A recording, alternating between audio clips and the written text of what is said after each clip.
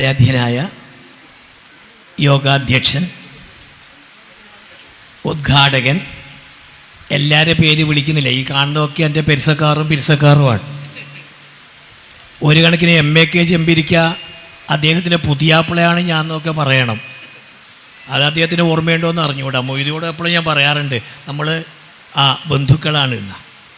എന്നെ ഇങ്ങോട്ട് എത്തിച്ച സാരഥിയോട് ഞാൻ ചോദിച്ചു, ചെമ്പിരിക്കൽ ഇന്നാളെ അറിയോ, ഒരു മുസ്ലിം നാമധാരി? ഞാൻ പറഞ്ഞു അതെൻ്റെ അളിയനാണ് എന്നാണ്. ഞാൻ എൻ്റെ അളിയനാണ് എന്നാണ് പറഞ്ഞേ. നേരത്തെ ഉദ്ഘാടകൻ പറഞ്ഞ ഉദാഹരണം കേട്ടപ്പോൾ അതെനിക്ക് തോന്നിയ കാരണം, അളിയനാവാൻ കാരണം എൻ്റെ ഭാര്യ ആ മുസൽമാൻ്റെ പെങ്ങളാണ്. എങ്ങനെയെന്ന് ചോദിച്ചാൽ ഇങ്ങനെ ഒരു മുലകുടി ബന്ധത്തിൻ്റെ പേരിലാണ് എന്ന് സന്തോഷപൂർവ്വം സൂചിപ്പിക്കാൻ ഞാൻ ഈ അവസരം ഉപയോഗപ്പെടുത്തുകയാണ്. ഇതിനു മുമ്പ് ഒരു 5-8 വർഷം മുമ്പ് ഇവിടെ വന്നു. 2019 ഇത്ര തടിയൊന്നും ഇല്ലാന്ന് തോന്നുന്നു എനിക്കന്ന്.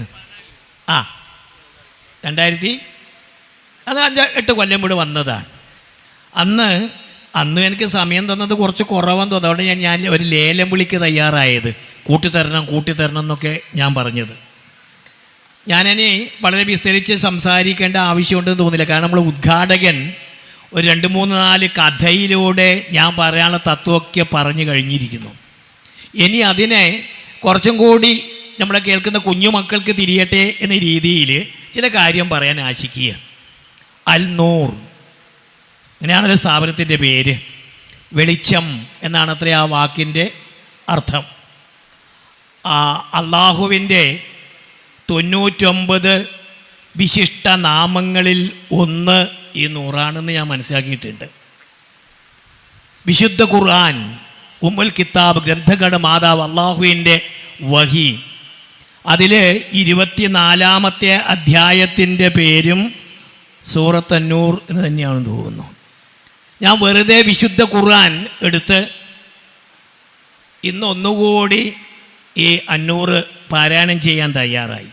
ഇടയ്ക്കിടയ്ക്ക് ഞാൻ പാരായണം ചെയ്യാറുണ്ട്. കാരണം ചില വിഷയങ്ങൾ വരുമല്ലോ നമ്മുടെ നാട്ടിൽ. പർദ്ദ മുതൽ വിളക്ക് വരെ ചർച്ച ചെയ്യപ്പെടുമ്പോൾ, വെറുതെ പറഞ്ഞതല്ല, പർദ്ദ മുതൽ വിളക്ക് വരെ ചർച്ച ചെയ്യപ്പെടുമ്പോൾ ഞാൻ എടുത്തൊരു ആശ്വാസത്തിന് വായിക്കുന്ന ഒരധ്യായമാണ് സൂറത്ത് അന്നൂർ. അത് വെളിച്ചത്തിൻ്റെ അധ്യായമാണ് എന്നാണ് പണ്ഡിതന്മാർ പറയുന്നത്. അതിലുള്ള ഈ 64ഓളം സൂക്തങ്ങൾ, വിശുദ്ധ ഖുർആനിലെ അന്നൂറിലെ 64ഓളം സൂക്തങ്ങൾ, അള്ളാഹുവിൻ്റെ വഹി ശരിക്ക് പരിശോധിച്ചാൽ തന്നെ നമ്മൾ ഇന്ന് നടത്തുന്ന പല പ്രശ്നങ്ങൾക്ക് ഉത്തരം അതിൽ നിന്ന് കിട്ടും എനിക്ക് തോന്നാറുണ്ട്. വസ്ത്രധാരണത്തെക്കുറിച്ച് ദൃഷ്ടാന്തമായിട്ട് അതിൽ തന്നെ അതിൻ്റെ പ്രാരംഭത്തിൽ അള്ളാഹുവിൻ്റെ തന്നെ സന്ദേശമുണ്ട്. ഇതിൽ എനിക്ക് ഏറെ ദൃഷ്ടാന്തങ്ങൾ നിങ്ങളെ ബോധിപ്പിക്കാനുണ്ട് എന്ന്. അത് ദൃഷ്ടാന്തമാണ്. അതിലെല്ലാം വേറെ കാര്യങ്ങളെക്കുറിച്ചൊക്കെ പറയാൻ എനിക്ക് ഉദ്ദേശമില്ല. ഞാൻ പറഞ്ഞത് ഈ പ്രസ്ഥാനത്തിൻ്റെ ആശയം എന്ന് പറയുമ്പോൾ തന്നെ അത് എന്നെ ഇരുട്ടിൽ നിന്ന് വെളിച്ചത്തിലേക്ക് നയിക്കണമേ.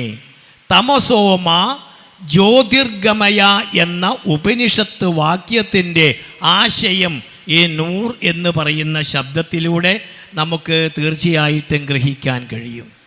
എന്നെ വെളിച്ചത്തിലേക്ക് നയിക്കണമേ. വെളിച്ചം അറിവാണ്.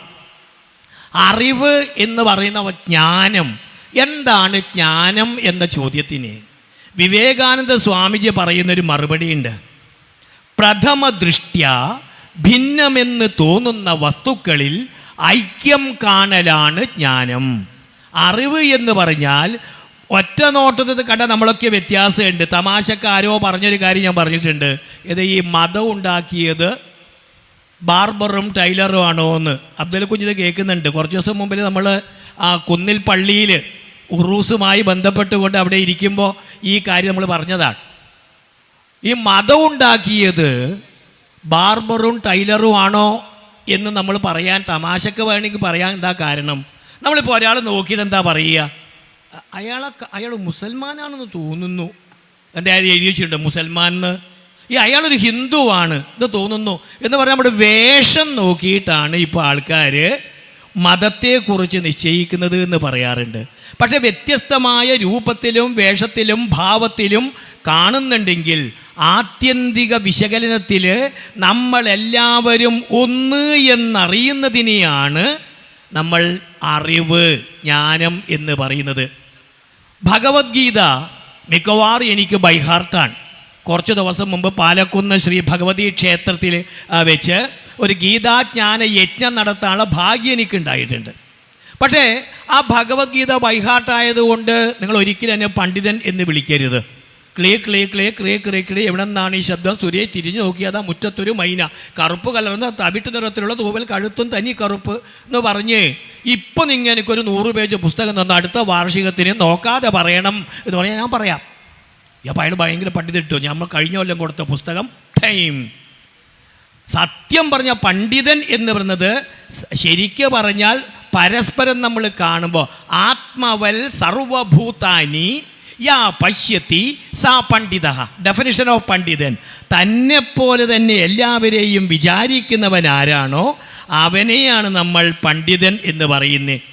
ഉദ്ഘാടനം ചെയ്തപ്പോൾ ഉദ്ഘാടകൻ വളരെ മനോഹരമായിട്ട് പറയുകയുണ്ടായി. കാരണം മതങ്ങൾ തമ്മിൽ ഒരു വൈരാഗ്യവും സൗഹാർദ്ദം ഇല്ലായ്മയില്ല, മനുഷ്യൻ തമ്മിലാണ്. ആരാ മനുഷ്യൻ? മാനവൻ. മാനവൻ എന്ന് പറഞ്ഞു കഴിഞ്ഞാൽ ശരിക്ക് മനനശീലനാണ്, ചിന്താശീലനാണ്. ഈ ഒരുപക്ഷെ ഇസ്ലാമിക ദർശനപ്രകാരം ഇത് അംഗീകരിക്കണമെന്നില്ല ഞാൻ ഈ അടുത്ത് പറയുന്ന കാര്യം. പയ്യീച്ച പൂച്ച പുലി വണ്ടെലി ഞണ്ടു പച്ചപ്പയ്യെന്ന് തൊട്ട് പലമാതിരി ആയ ജന്മം പയ്യക്കഴിഞ്ഞ് പുനരി പുരുഷാകൃത്വം കയ്യിൽ കിടപ്പവർ കളഞ്ഞു കുളിച്ചോടല്ലേ. നമ്മൾ ഈച്ചയും പൂച്ചയും പുലിയും വണ്ടും ഒക്കെ ആയിട്ട് അവസാനം ഈ മനുഷ്യനായി എന്ന് പറയുന്നത് പുനർജന്മ സിദ്ധാന്തത്തെക്കുറിച്ചൊന്നും ഞാൻ ഇപ്പോൾ വ്യാഖ്യാനിക്കാൻ വേദിയതല്ലാത്തതുകൊണ്ട് അങ്ങോട്ട് പോകുന്നില്ല. പക്ഷെ അതിനൊരു ആശയമുണ്ട്. പശുവും ഈച്ചയും പൂച്ചയും അതൊക്കെ അങ്ങ് അതിൻ്റെ അപ്പുറത്തെത്തിയാൽ മനുഷ്യൻ എന്ന് പറയുന്ന, മനനശീലൻ എന്ന് പറയുന്ന, ചിന്താശീലൻ എന്ന് പറയുന്ന ഒരു ജീവിയുണ്ട്. നമ്മളാണ്, 2 കാലിൽ നടക്കുന്ന നമ്മൾ. അപ്പോൾ അവർ തമ്മിലുള്ള സൗഹാർദ്ദം എന്ന് പറയുന്നത്, ഞാനൊരു പാവം മലയാളം മാഷാണേ, അതോടെ ഈ രീതിയിൽ സംസാരിക്കുന്നത്. അവിടെ സൗഹാർദ്ദം എന്ന് പറയുമ്പോൾ നമ്മളറിയാം, സൗഹാർദ്ദം എന്ന് പറഞ്ഞാൽ സുഹൃത് ഭാവം എന്നാണ്. സുഹൃത് ഭാവം എന്ന് പറഞ്ഞാൽ സു എന്ന് പറഞ്ഞാൽ ഗുഡ്, ഹൃത്ത് ഹൃദയം, നല്ല ആ ഹൃദയമുള്ള അവസ്ഥയാണ്. ഹൃദയം എന്ന് പറഞ്ഞാൽ ഹൃദി പ്ലസ് അയം ആണ്. അയം എന്ന് പറഞ്ഞാൽ ഇവനാണ്, അവനല്ല. അയം എന്ന് പറഞ്ഞാൽ ഇവനാണ്, അവനല്ല. അടുത്തുള്ളവൻ ഇവനും ദൂരെയുള്ളവൻ അവനുമാണ്. ഈ ഇവൻ അവൻ എന്ന് വേദാന്തികൾ പറയുന്നത് ഈശ്വരനെ കുറിച്ചാണ്. ഈശ്വരൻ ഏറ്റവും അടുത്ത് ഇവിടെ ഉണ്ടെങ്കിൽ മാത്രമാണ് ഇതിനെ ഹൃദയം എന്ന് പറയുന്നത്. അല്ല, വെറും ഹാർട്ടാണ്, blood pumping station of our body. അതല്ല, അതിനപ്പുറം ഈശ്വരൻ തൻ്റെ കണ്ഠനാടിയേക്കാൾ സമീപസ്ഥനാണ് അള്ളാഹു എന്ന് വിശുദ്ധ ഖുർആനിൽ നമുക്ക് കാണാൻ കഴിയും. തൻ്റെ കണ്ഠനാടിയേക്കാൾ സമീപസ്ഥനായ അള്ളാഹു. ഈശ്വര സർവഭൂതാനാം ഹൃദ്ദേശേ അർജുന തിഷ്ഠതി. ഹേ അർജുന, സകല ചരാചരങ്ങളുടെയും ഹൃദയത്തിലാണ് ഈശ്വരൻ കുടികൊള്ളുന്നത് എന്ന ദർശനത്തെക്കുറിച്ചാണ് ഇവിടെ നമ്മൾ ആലോചന ചെയ്തത്. അപ്പോൾ നല്ല ഹൃദയമുള്ളവരുടെ കൂട്ടായ്മയാണ് നമ്മൾ ഈ സൗഹാർദ്ദ സമ്മേളനം എന്ന് പറയുന്നത്. കഴിഞ്ഞ പ്രാവശ്യം ഇവിടെ വന്നപ്പോൾ ഞാൻ എൻ്റെ ഓർമ്മ ശരിയാണെങ്കിൽ ഈമാൻ കാര്യങ്ങളും ഇസ്ലാം കാര്യങ്ങളൊക്കെ ആലോചന ചെയ്തിട്ട് ആ ഈമാൻ കാര്യത്തിലും ഇസ്ലാം കാര്യത്തിനും ഭഗവത്ഗീത എന്തു പറയുന്നു എന്നതിനെക്കുറിച്ചാണ് നമ്മൾ ആലോചന ചെയ്തത് എന്നാണ് ഞാൻ മനസ്സിലാക്കുന്നത്. അതുകൊണ്ട് ആ വിഷയത്തിലേക്കൊന്നും ഞാൻ പോകുന്നില്ല. പക്ഷേ നമുക്കറിയാം, നമ്മൾ പറയുന്ന ആ ഈശ്വരനെ കുറിച്ച്, അതാണല്ലോ മതത്തിൻ്റെ ബേസ് എന്ന് പറയുന്നത്. മനുഷ്യൻ്റെ കണ്ഠനാടിയേക്കാൾ സമീപസ്ഥനാണ് അള്ളാഹു എന്നുള്ളതാണ്. ആ ഈശ്വരൻ എന്നിലും നിന്നിലും എന്നൊക്കെ പറയുന്നൊരു ഒരൊറ്റ ആത്മാവിൽ നിന്ന് നിങ്ങളെ സൃഷ്ടിച്ചു എന്ന് ഖുർആനിൽ അന്നിസാ എന്ന് പറയുന്ന ആ സൂറത്തിൽ നമുക്ക് കാണാൻ കഴിയും. ഒരേ ആണിൽ നിന്നും ഒരുപക്ഷേ നമ്മൾ കാണുന്ന ഏറ്റവും വലിയ പ്രസംഗം എന്ന് പറയുന്നത് ഹിജ്റ 10-ാം വർഷം ദുൽഹജ്ജ് 9 വെള്ളിയാഴ്ച അറഫായിൽ വെച്ച് അള്ളാഹുവിൻ്റെ തിരുദൂതർ മുഹമ്മദ് മുസ്തഫ സ്വല്ലല്ലാഹു അലൈഹി വസല്ലമ തങ്ങൾ നടത്തിയ വിടവാങ്ങൽ പ്രസംഗമാണ്. ആ പ്രസംഗത്തിൽ പ്രവാചക തിരുമേനി വളരെ ഭംഗിയായി പറഞ്ഞു, ഒരേ ആണിൽ നിന്നും പെണ്ണിൽ നിന്നുമാണ്. ഒരുപക്ഷെ വിശുദ്ധ ഖുർആനിൽ ഹജറാത്തിലെ 13-ാമത്തെ ആയത്ത്, യാ യുഹന്നാസ്, ഹേ ജനസമൂഹമേ, നിങ്ങളെ സൃഷ്ടിച്ചിരിക്കുന്നത് ഒരേ ആണിൽ നിന്നും പെണ്ണിൽ നിന്നുമാണ്. നിങ്ങൾ വർഗങ്ങളും ഗോത്രങ്ങളുമാക്കിയത് പരസ്പരം തിരിച്ചറിയാൻ വേണ്ടിയാണ്. ഒരുപക്ഷെ ശങ്കരനെ ഓർമ്മിക്കും ഞാൻ ആ സമയത്ത്. മാതാ ച പാർവതി ദേവി, പിതാ ദേവോ മഹേശ്വര, ബാന്ധവാ ശിവഭക്താശ്ച സ്വദേശോ ഭുവനത്രയം. അള്ളാഹു മനുഷ്യരിൽ എല്ലാവർക്കും ഒരു വ്യവസ്ഥയും കർമ്മമാർഗവും നിശ്ചയിച്ചിട്ടുണ്ട്. അൽ മാഇദയിലെ 48-ാമത്തെ സൂക്തമാണ്. ഒരുപക്ഷെ ഹിന്ദു അതിന് പകരമായിട്ട് ധർമ്മം, ഹിന്ദുധർമ്മം, പാദൈ ചതുർഭിഹി, സത്യം, ദാനം, ദയ, ശൗചം. ശൗചം എന്ന് പറയുന്നത് ഇന്ദ്രിയ നിഗ്രഹം. ഇന്ദ്രിയ നിഗ്രഹം സാധിച്ചവൻ ആരെന്ന് ചോദിച്ചാൽ, ഇന്ദ്രിയാണി നിമിത്യായോ ഹ്യാത്മധ്യാനപരായണ തസ്മാത് ആദമനാമാസോ പത്നി ഹവ്യവതി സ്മൃത. ആദം അലൈഹിസ്സലാം മുതൽ നബി സല്ലല്ലാഹു അലൈഹി വസല്ലമ തങ്ങൾ വരെ 1,24,000-ൽ പരം പ്രവാചകന്മാർ. അത് നമ്മൾ ആദിയിൽ കാണുന്ന ആദമനെക്കുറിച്ച് ഭവിഷ്യപുരാണം പറഞ്ഞത് ഈ കാര്യമാണ്. പക്ഷേ നമ്മൾ ഏകം സത്യവിപ്രാഹ ബഹുധാ വദന്തി, ഒന്നായ സത്യത്തെ പണ്ഡിതന്മാർ പല പേര് വിളിക്കുന്നു. ഞാൻ നൂഹിനും ഇബ്രാഹിമിനും മൂസായ്ക്കും ഈസായ്ക്കും താങ്കൾക്കും അനുശാസിച്ചത് ഒരേ ദർശനം തന്നെയാണ് എന്ന് അശുറായിൽ നമ്മൾ കാണുകയാണ്. അപ്പോൾ ഇവിടെ വ്യത്യാസം എന്താണ് എന്ന് പറയുന്ന സമയത്ത് ഇടയിൽ നമ്മൾ പറയാറുണ്ട് ജാതീയത, വർഗീയത. ഈ വാക്കുകളൊക്കെ ഇപ്പോൾ സുലഭമായി കിട്ടുകയാണ്. ഈ ജാതി എന്ന് പറയുന്നത് പരസ്പരം തൊട്ടുകൂടായ്മയും കണ്ടുകൂടായ്മയും അല്ല കേട്ടോ. പലർക്കും തെറ്റായി തോന്നിയിട്ടുണ്ട്. കാരണം എൻ്റെ ഈശ്വരനാ പറഞ്ഞത് ചാതുർവർണ്ണ്യം മയാ സൃഷ്ടം. അത്രമാത്രമേ മൈക്കിലൂടെ നമ്മൾ കേട്ടിട്ടുണ്ടാവും. ചാതുർവർണ്ണ്യം ഞാനാ ഉണ്ടാക്കിയത്. പക്ഷെ അതിൻ്റെ തൊട്ടടുത്ത് എന്താ പറഞ്ഞത്? ഗുണകർമ്മ വിഭാഗശഃ. ഗുണത്തിൻ്റെയും കർമ്മത്തിൻ്റെയും അടിസ്ഥാനത്തിലാണ്. ഒരുത്തൻ നോക്കിയിട്ട് അവൻ്റെ പൂണൂര് നോക്കിയിട്ട് അവൻ ബ്രാഹ്മണനാണ് എന്ന് പറയാനല്ല ആചാര്യന്മാർ നമ്മെ പഠിപ്പിച്ചത്. എന്താ ജാതി? ഡെഫിനിഷൻ ഓഫ് ജാതി തത് മനുഷ്യേ മനുഷ്യത്വം ഗവിഗോത്വം ച വാനരേ വാനരത്വം പികേ തദ്വത്പികത്വം ജാതിരുച്യതേ. അത് തത് മനുഷ്യേ മനുഷ്യത്വം. മനുഷ്യൻ്റെ ജാതി എന്ന് പറയുന്നത് മനുഷ്യത്വമാണ്. പശുവിന് പശുത്വം പോലെ, കുയിലിന് പികത്വം പോലെ എന്നതാണ് ഈ ജാതി എന്ന് പറയുമ്പോൾ നമ്മൾ ഉദ്ദേശിക്കുന്നത്. എന്ന് പറഞ്ഞാൽ അവിടെ നമ്മൾ ഈ മതദർശനങ്ങളിൽ കാണുന്ന സമാനത തിരിച്ചറിയാൻ നമുക്ക് കഴിയണം. അള്ളാഹുവിനെ കൂടാതെ അവർ ആരാധിക്കുന്ന ദൈവങ്ങളെ നിങ്ങൾ ശകാരിക്കരുത്. അൻആം 108-ാമത്തെ ആയത്താണിത്. ഇത് അള്ളാഹുവിനെ കൂടാതെ അവർ ആരാധിക്കുന്ന, ഒരുപക്ഷെ മറ്റു മതസ്ഥർ ആരാധിക്കുന്ന ചിത്രങ്ങളെ, ചിഹ്നങ്ങളെ, ദേവാലയങ്ങളെ ഒന്നും നിങ്ങൾ ഒരിക്കലും ശകാരിക്കരുത് എന്ന് ഒരുപക്ഷെ ഹദീസുകളിൽ ഇത് തുല്യമായ ധാരാളം കാര്യം നമുക്ക് കാണാൻ കഴിയും. ഹിന്ദുവിൻ്റെ ഭാഷയിലേക്ക് മാറ്റിയാൽ ആകാശാത് പതിതം തോയം യഥാഗച്ഛതി സാഗരം സർവദേവ നമസ്കാരം കേശവം പ്രതിഗച്ഛതി എന്ന് പറഞ്ഞാൽ ഹിന്ദുവായ വിശ്വാസിയായ, നേരത്തെ ഉദ്ഘാടകൻ പറഞ്ഞ പോലെ, അവനവൻ്റെ മതത്തിൽ ഉറച്ചു നിൽക്കുന്നവന് മറ്റു മതത്തെ സ്നേഹിക്കാൻ കഴിയും. ഞാനൊരു ഹിന്ദു എന്ന് അതിൽ അഭിമാനം കൊള്ളുന്നു, അതിൽ ഉറച്ചു വിശ്വസിക്കുകയും ചെയ്യുന്നു. അതേസമയത്ത് തൊട്ടപ്പുറത്തെ മസ്ജിദിൽ നിന്ന് അതിരാവിലെ കൗസല്യ സുപ്രജ അമ്പലത്തിൽ കേൾക്കുമ്പോൾ അസ്വലാത്തു ഖൈറും മിനൻ നൗം, ഉറക്കത്തേക്കാൾ ശ്രേഷ്ഠമാണ് നമസ്കാരം എന്ന് പറയുമ്പോൾ ഹിന്ദുവായി എനിക്കറിയാതെ ഇങ്ങനെ ചെയ്തു പോകും കേട്ടോ. കാരണം ഞാൻ വിശ്വസിക്കുന്നു അത് എൻ്റെ ഈശ്വരൻ്റെ കുറിച്ച് പറയുന്ന ഭാഷ മാറ്റിയിട്ടുള്ള ഒരു കാര്യം മാത്രമാണ് എന്ന്. കാരണം ദീൻ കാര്യത്തിൽ ബലാത്കാരമില്ല. അൽ ബക്കറയിൽ 256-ാമത്തെ ആയത്താണെന്ന് തോന്നുന്നു.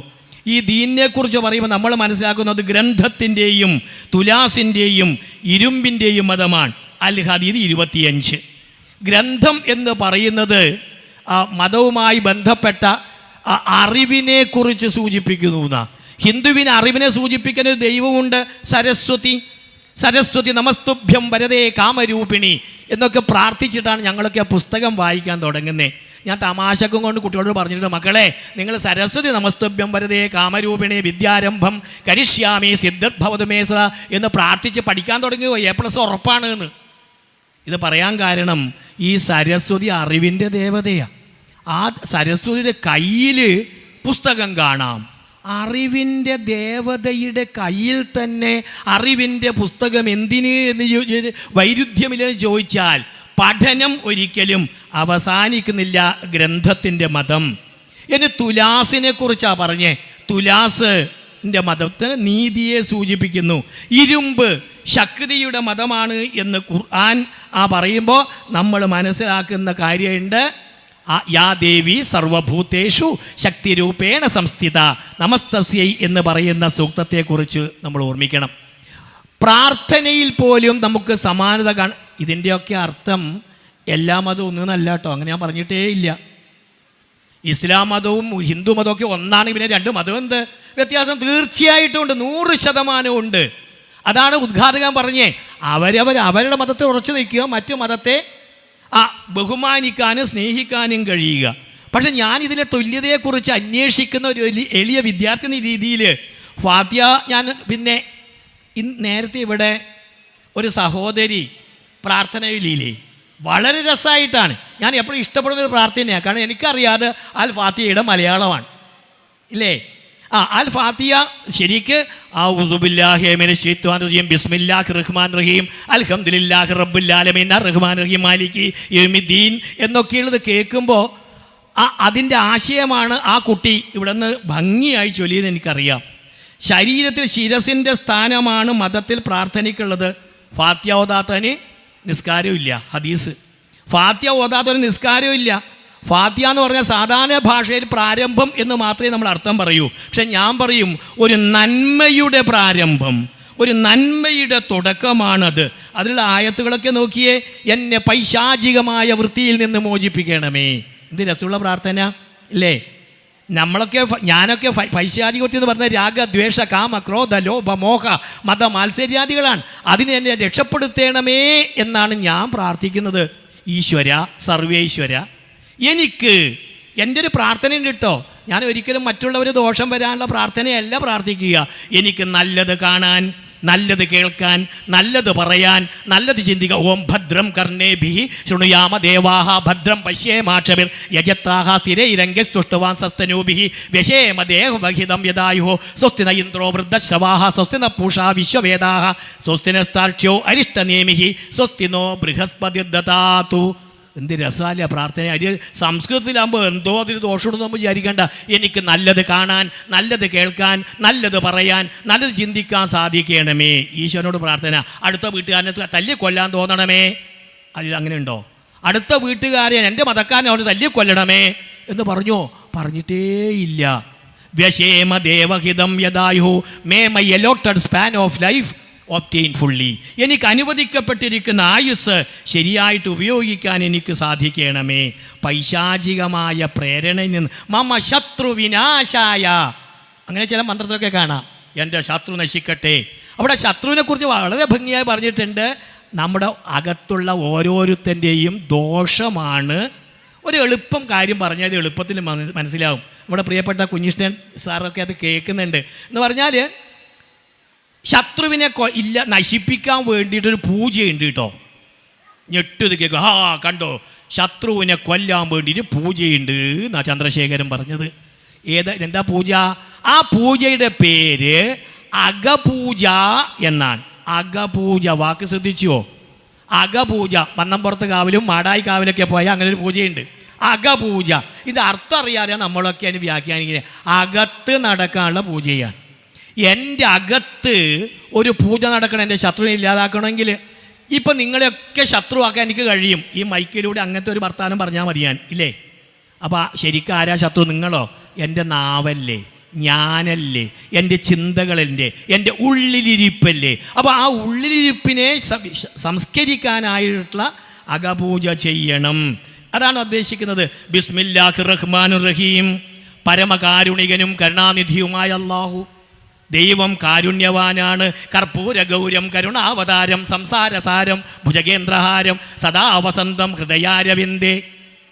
കണ്ഠനാടിയെ സമീപസ്ഥനായ അള്ളാഹു ഹൃദയാരവിന്ദേ ഭവം ഭവാനി സഹിതം നമാമി.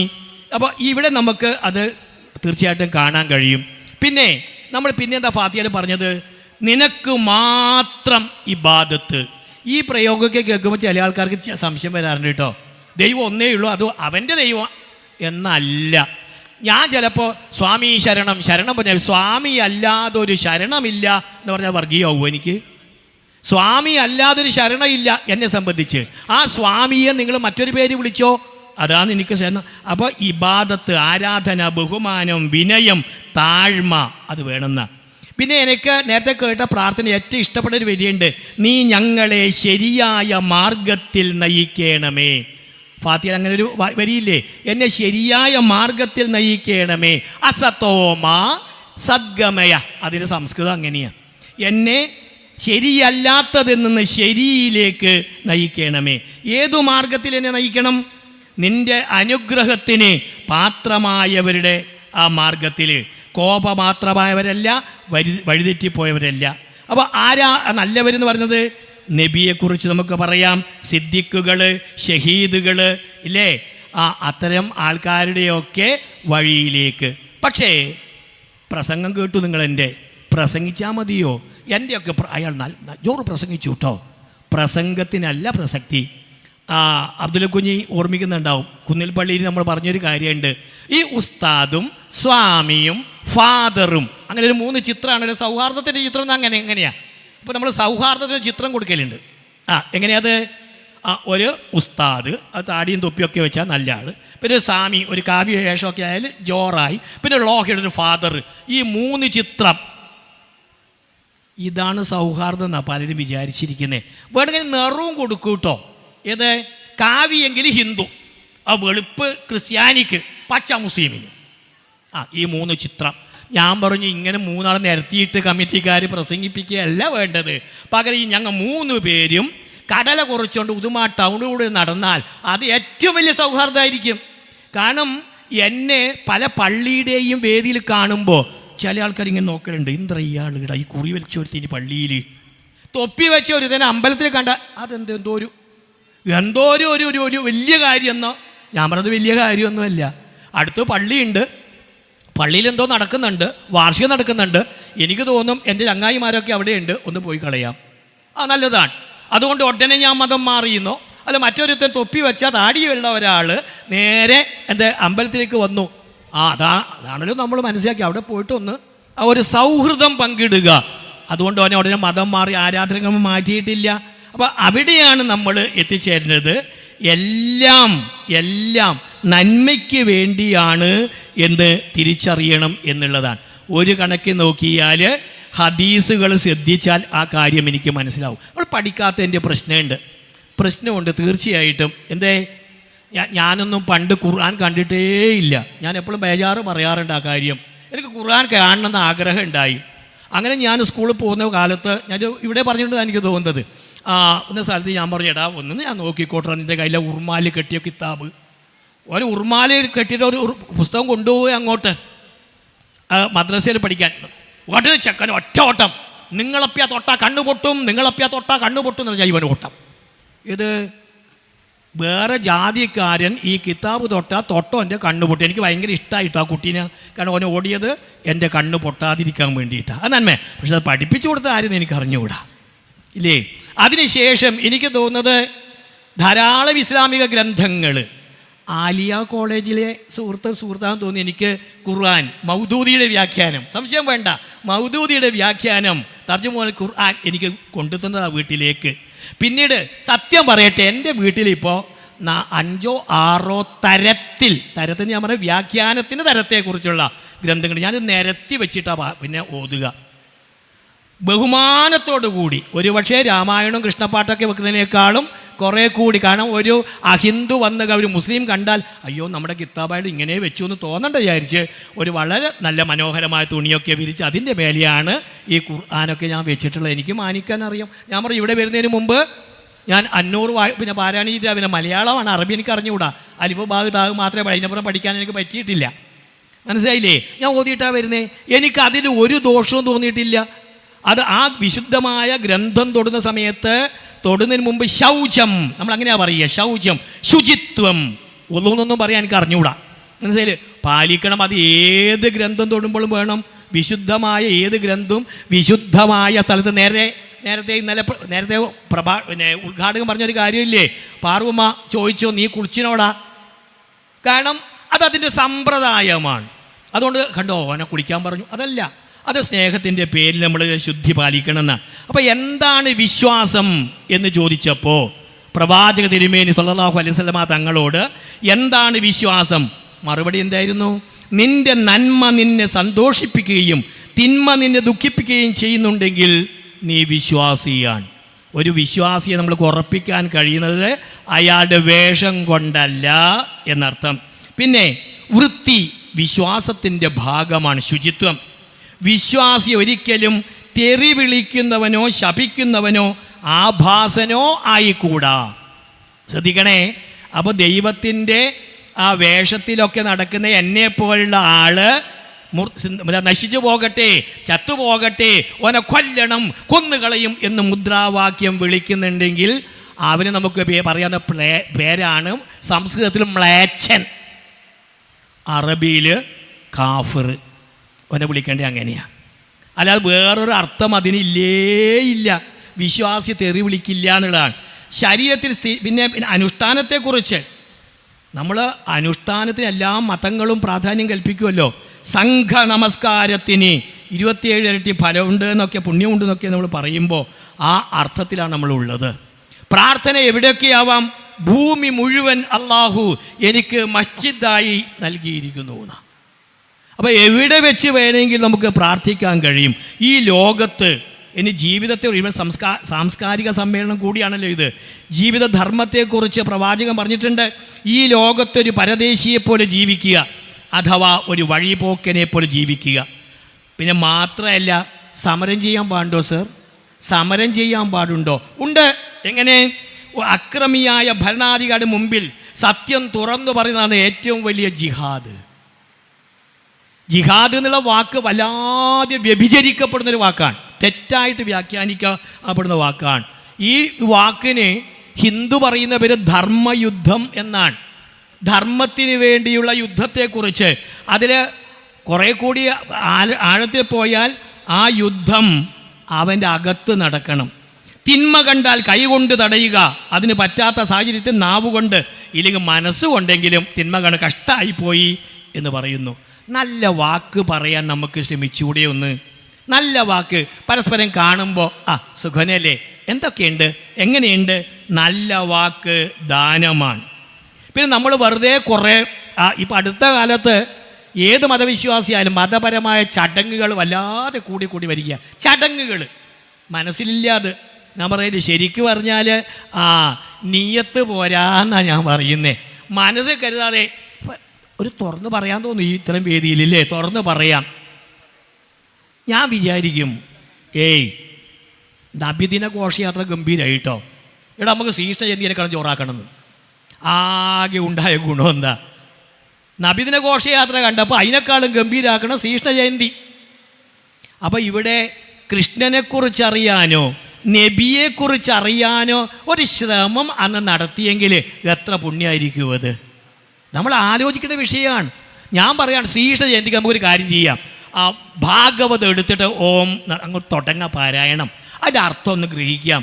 നബിദിനത്തിൻ്റെ ദിവസം നമുക്ക് ഖുർആൻ എടുത്തിട്ട് ഒന്ന് ഓതാം, അല്ലെങ്കിൽ ഹദീസുകളൊന്ന് പഠിക്കാം. എന്ത് രസമായിരിക്കും. അപ്പോൾ കുറേ കാര്യങ്ങൾ തുടങ്ങി വെച്ച സൽക്കർമ്മം പൂർത്തീകരിക്കലാണ് മറ്റൊന്ന് തുടങ്ങുന്നതിനേക്കാൾ ഉത്തമം. എനിക്ക് ഹദീസിൽ ഏറ്റവും ഇഷ്ടപ്പെട്ട ഒരു പ്രയോഗം അത്. തുടങ്ങി വെച്ച സൽക്കർമ്മം പൂർത്തീകരിക്കുക, അതിന് മറ്റൊന്ന് തുടങ്ങാം. അതിൻ്റെ ഹിന്ദുവിൻ്റെ ഭാഷയാണ് കേട്ടോ. ആവുന്നതും തുടങ്ങല, തുടങ്ങിയാലും മുടങ്ങലാണ്. ആവുന്നതും തുടങ്ങല. ഒരു നന്മയെയും നമ്മൾ നിസ്സാരമായിട്ട് കാണരുത് എന്നാണ്. ഇനി പാപത്തെക്കുറിച്ചൊക്കെ മതങ്ങൾ പറയുന്ന കാര്യമുണ്ട്. ബഹുദൈവത്വവും മാതാപിതാക്കളെ ദ്രോഹിക്കലും ജീവനെ ഹനിക്കലും കള്ളസത്യം ചെയ്യലും ഒക്കെ മഹാപാപമാണ്. കാമാതുരമായ നോട്ടം കണ്ണുകൊണ്ടുള്ള വ്യഭിചാരമാണ്. തെറ്റ് ചെയ്യാത്തവരാരും ഉണ്ടാവില്ല ലോകത്ത്. എന്നാൽ തെറ്റ് ചെയ്യുന്നവരിൽ ഉത്തമനാണ് പശ്ചാത്തപിക്കുന്നവൻ. അപ്പോൾ നമ്മൾ പറഞ്ഞത് തെറ്റ് ചെയ്യാത്ത പശ്ചാത്താപമാണ് ഏറ്റവും വലിയ പ്രായശ്ചിത്തം. ഏറ്റവും നല്ല സ്വഭാവ ഗുണമുള്ളവനാരോ അവനെയാണ് നമ്മൾ പൂർണ്ണ വിശ്വാസി എന്ന് പറയുന്നത്. എനിക്ക് ഇഷ്ടപ്പെട്ട മറ്റൊരു സൂക്തം കൂടി പറയട്ടെ. മല്ലനല്ല ശക്തൻ, കോപം വരുമ്പോൾ ആത്മസംയമനം പാലിക്കുന്നവനാണ് ഏറ്റവും വലിയ ശക്തൻ എന്ന് പ്രവാചകൻ പറഞ്ഞു. ക്ഷമ വെളിച്ചമാണ്, ക്ഷമിക്കാൻ കഴിയുക. ക്ഷമായുധം ഇയന്നോനിൽ ദുഷ്ടൻ എന്തൊന്ന് കാട്ടിടും, വെള്ളത്തിൽ വീണിടും വന്യ താനേ തന്നെ നശിച്ചു പോവും. പിന്നെ പരദൂഷണം. നമുക്കിപ്പോൾ അതാണ് പ്രധാനപ്പെട്ട ചിന്ത എന്ന് പറയുന്നത്.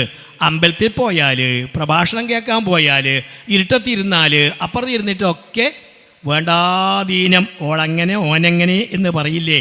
പ്രവാചക പത്നിയായ ആയിഷ സഫിയെ ഒരിക്കൽ ചീത്ത പറഞ്ഞു. ഞാൻ അയച്ചിട്ടുണ്ട് എവിടെയോ.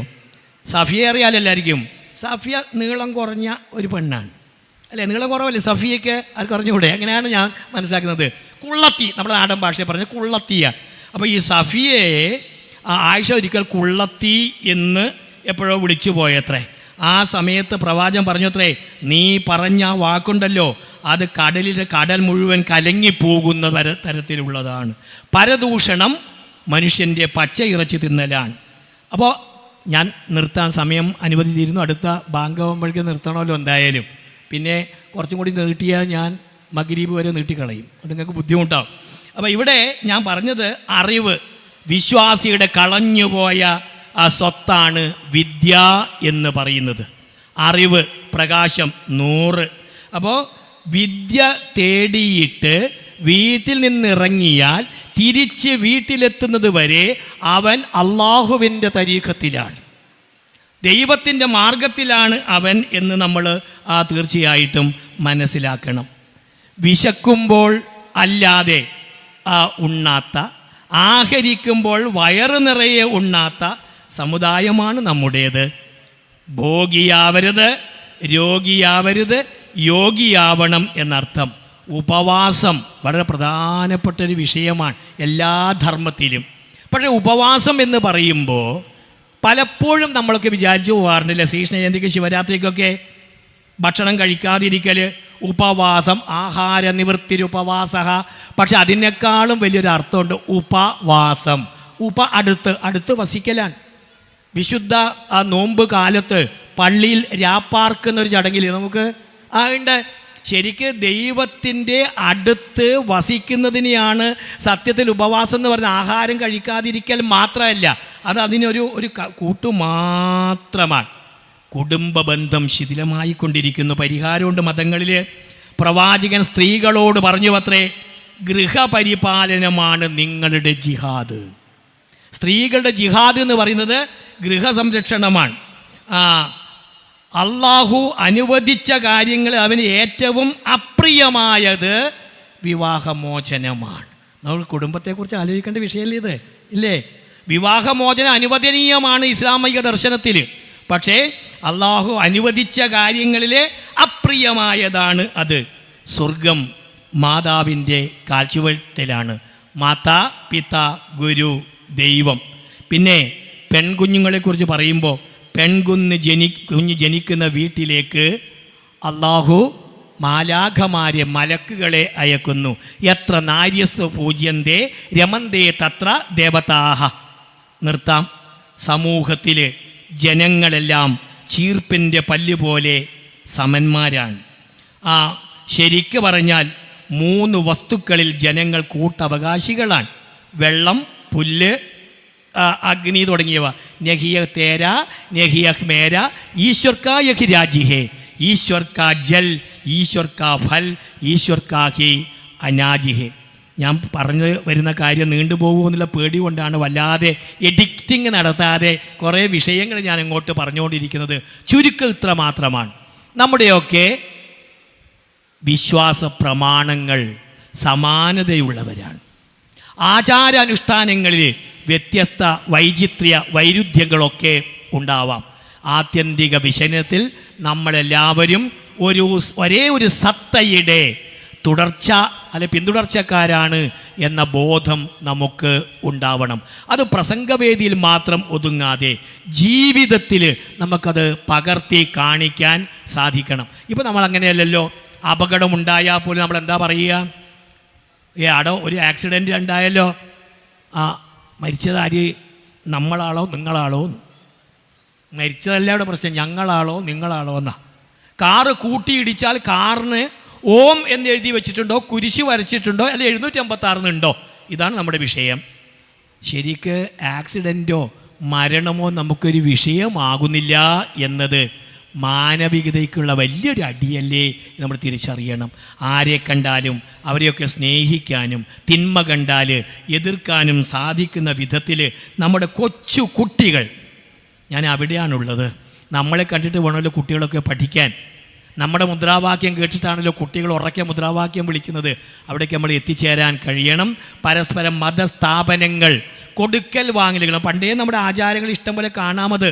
ഒരുപക്ഷെ പ്രത്യക്ഷത്തിൽ ശിർക്കെന്നോ അനിസ്ലാമികമോ എന്ന് തോന്നുന്ന ധാരാളം കാര്യങ്ങൾ നമ്മുടെ നാട്ടിൽ കാണാറുണ്ട്. ഇപ്പോഴും പ്രത്യക്ഷത്തിൽ കുറേ കാര്യമൊക്കെ ശിർക്കാണ് 100%. പക്ഷേ മറ്റു മതചിഹ്നങ്ങളെ ആദരിക്കുക എന്ന കൺസെപ്റ്റ് വെച്ച് നോക്കുമ്പോൾ അതിൽ വലിയ തെറ്റുണ്ടാവില്ല. പരസ്പരം സഹകരിക്കുക. ഞാൻ അവിടെ പോയി ഞാൻ ഇബാദത്ത് ചെയ്തുവോ, ഞാൻ നമസ്കരിച്ചുവോ, അങ്ങനെയൊക്കെ ഉണ്ടാകുമ്പോഴാണ്. പിന്നെ ഇതൊക്കെ കുറേയൊക്കെ വ്യക്തിപരമായ കാര്യങ്ങൾ കൂടിയാണ്. അതൊക്കെ തിരിച്ചറിയാൻ നമുക്ക് സാധിക്കണം. അതിനുള്ള ഒറ്റ പരിഹാരം എന്ന് പറയുന്നത് പഠിക്കുക എന്നുള്ളതാണ്. എല്ലാവരും അവരവരുടെ മതഗ്രന്ഥങ്ങളെ ആഴത്തിൽ പഠിക്കുക. ആഴത്തിൽ ഇങ്ങനെ ഉപരിപ്ലവമായിട്ട് ചിന്തിച്ചാന്നും പോരാ. അപ്പോഴാണ് പലർക്കും നമ്മെ തെറ്റിദ്ധരിപ്പിക്കാൻ കഴിയുന്നത്. ആഴത്തിൽ നമ്മൾ പഠിക്കുക. മറ്റു മതങ്ങളെക്കുറിച്ച് സാമാന്യമായ പരിജ്ഞാനമെങ്കിലും നേടാൻ നമുക്ക് സാധിച്ചു കഴിഞ്ഞാൽ ഒരു പരിധിവരെ പ്രശ്നങ്ങൾ പരിഹരിക്കാൻ സാധിക്കും. ഒരുപക്ഷെ ഈ പ്രസംഗത്തിനേക്കാളും ഞാൻ കാണുന്ന ഗുണം നമ്മളെല്ലാവരും ഇങ്ങനെ ഒന്നിച്ചിരുന്നു എന്നുള്ളത് ഏറ്റവും വലിയ പ്രസംഗമാണ്. ഇങ്ങനെ ഒന്നിച്ചിരിക്കാൻ നമുക്ക് കഴിയുക. ആൾക്കാർ അത്ഭുതത്തോട് നോക്കുന്നു. ഏത് ശരിക്കും തുപ്പി വെച്ച ആളും കുറി വലിച്ചവനൊക്കെ ഒന്നിച്ചിരിക്കുമോ? ഇരിക്കാതെ ആക്കാൻ ആഗ്രഹിക്കുന്ന കുറേ പേര് ചുറ്റുവട്ടത്തിലുണ്ട്. നമ്മളിങ്ങനെ ഇരുന്നൂടാന്ന് അവർ പറയുക. അത് ശരിയല്ല, അപ്പം അതിൻ്റെ ആവശ്യമില്ലല്ലോ എന്നൊക്കെ പറഞ്ഞാൽ അത് ആവശ്യമില്ലല്ലോ എന്ന്. എന്താ ആവശ്യമില്ലാത്തത്? കാലഘട്ടം ആവശ്യപ്പെടുന്നു നമ്മളൊക്കെ ഒന്നിച്ച് ഇങ്ങനെ ഇരിക്കണം. അത് കുട്ടികൾക്ക് നൽകുന്ന ഏറ്റവും വലിയ പാഠമായിരിക്കും. ഇത് വലിയൊരു ടെക്സ്റ്റ് ബുക്കായിരിക്കും എന്ന് മാത്രം സൂചിപ്പിച്ചുകൊണ്ട്, അല്പം നീണ്ടുപോയോ എന്ന് എനിക്ക് പേടിയുണ്ട്. അനുവദിച്ച 40 മിനിറ്റ് MA കഴിഞ്ഞോ? അനുവദിച്ച എനിക്ക് അത്ര 40 മിനിറ്റാണ്. കുറച്ച് അധികമായി പോയെങ്കിൽ ഉസ്താദ് മുറുക്കണേ. അങ്ങനെ ക്ഷമ ചോദിച്ചുകൊണ്ട് നമുക്കിങ്ങനെ ചിന്തിക്കാൻ തോന്നിയിട്ടുണ്ടെങ്കിൽ അത് ഏറ്റവും വലിയ ഈശ്വരീയമായ അനുഗ്രഹമാണ്. തിരിച്ചറിയുന്നു. വിളിച്ചതിന് എൻ്റെ സ്വന്തക്കാരായ ഇതിൻ്റെ സംഘാടകർക്കും കേട്ടതിന് എൻ്റെ പ്രിയപ്പെട്ട പിരിസക്കാരായ നിങ്ങൾക്കും നന്ദി പറഞ്ഞുകൊണ്ട് ഇത് വലിയൊരു ആരാധനയായിട്ട് സർവ്വലോക രക്ഷിതാവ് സ്വീകരിക്കട്ടെ എന്ന് ആത്മാർത്ഥമായി പ്രാർത്ഥിച്ചുകൊണ്ട് എൻ്റെ വാക്കുകൾ നല്ല മനസ്സിന് മുമ്പിൽ സമർപ്പിക്കുന്നു. ഒരിക്കൽ കൂടി എല്ലാവർക്കും നന്ദി, നമസ്കാരം.